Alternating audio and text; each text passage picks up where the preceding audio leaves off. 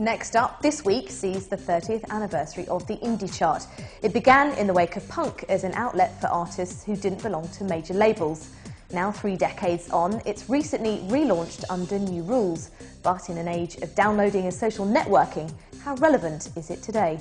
Elizabeth Alker has been tuning in for E24. So why would I cry if you ever left me?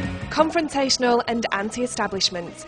It was bands such as the Buzzcocks, the Undertones and the Fall who gave rise to the original independent chart 30 years ago. First published in 1980, it gave a leg up to acts who weren't getting played on the radio. The concerts were swelling, more people turning up at the shows, the more younger people, excited people. It definitely made a difference. All kinds of records that we kind of liked would pop up there, really. It was more of an achievement to be in the mainstream chart, but the independent chart was always cooler. Put it this way, you know, if you're a musician or just a fan, if you were given the money to buy 5 records and you had to choose from the indie chart or the mainstream chart, you wouldn't go at the mainstream chart, you'd buy 5 of the indie records.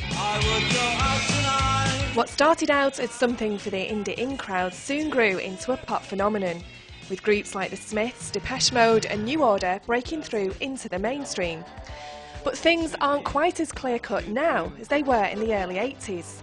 With the internet and advancements in technology, almost anyone can make and distribute a record online.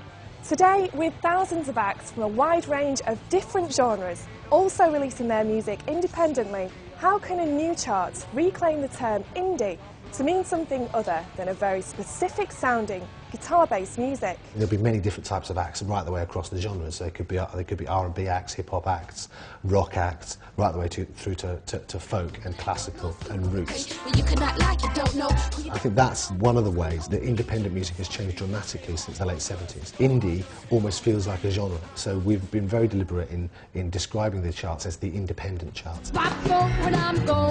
Following its makeover, the new indie chart is getting more publicity. An added boost for the bands, and good news for independent labels. There are so many ways of bands getting heard. You know, 15, 20 years ago when I started getting into music, that it was like a real hard graft. And now there are so many ways, and this is a brilliant another way of people going, right, you know, so and so, I've never heard of them. They're at number 7 in the top 40 indie chart. I'm going to check them out. I am yours now. More exposure may well benefit the smaller labels and new bands. But will it be a good thing for the music industry as a whole? I think it's a good idea to have one, but it depends who's doing it and why it's there, really. My instinct is saying that if this is another one of the underground things that gets co-opted by the mainstream, that's not something I like. So I just would put crosses next to it all over, because I think there's enough of the underground being co-opted by the mainstream.